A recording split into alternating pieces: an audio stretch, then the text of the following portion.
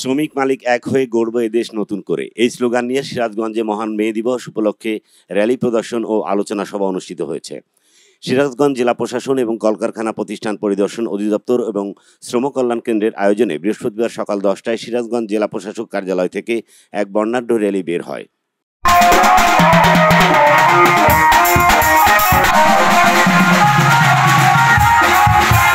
এই র্যালিটি শহরের বিভিন্ন প্রধান সড়ক প্রদক্ষিণ করে। র্যালি শেষে এম মনসুর অডিটোরিয়ামে আলোচনা সভা অনুষ্ঠানে প্রধান অতিথির বক্তব্যে সিরাজগঞ্জ জেলা প্রশাসক মোহাম্মদ নজরুল ইসলাম বলেন, দেশের আর্থসামাজিক উন্নয়নে শ্রমজীবী মানুষদের ভূমিকা সবচেয়ে গুরুত্বপূর্ণ। উন্নয়নের এই ধারাকে গতিশীল রাখতে উন্নত কর্মপরিবেশ, শ্রমিক মালিক সুসম্পর্ক, শ্রমজীবী মানুষের সুস্থতা ও নিরাপত্তা একান্ত অপরিহার্য। শ্রমজীবী মানুষের দক্ষতা বৃদ্ধি সহ তাদের সার্বিক কল্যাণ নিশ্চিত করতে নিরলসভাবে কাজ করা হচ্ছে।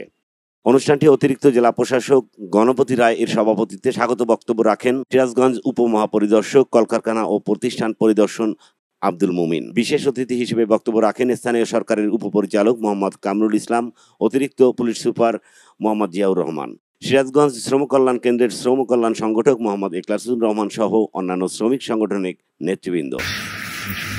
আমরা ইতিপূর্বেই আমাদের বিভিন্ন বক্তাদের থেকে মে দিবসের বিভিন্ন বিষয়গুলো আমরা জানতে পেরেছি।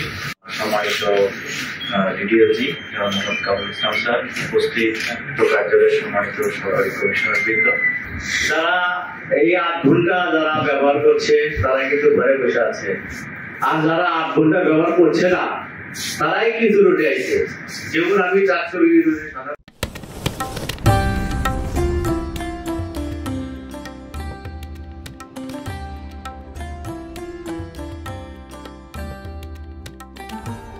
এমি টিভি, স্বাধীন বাংলার স্বাধীন কণ্ঠ।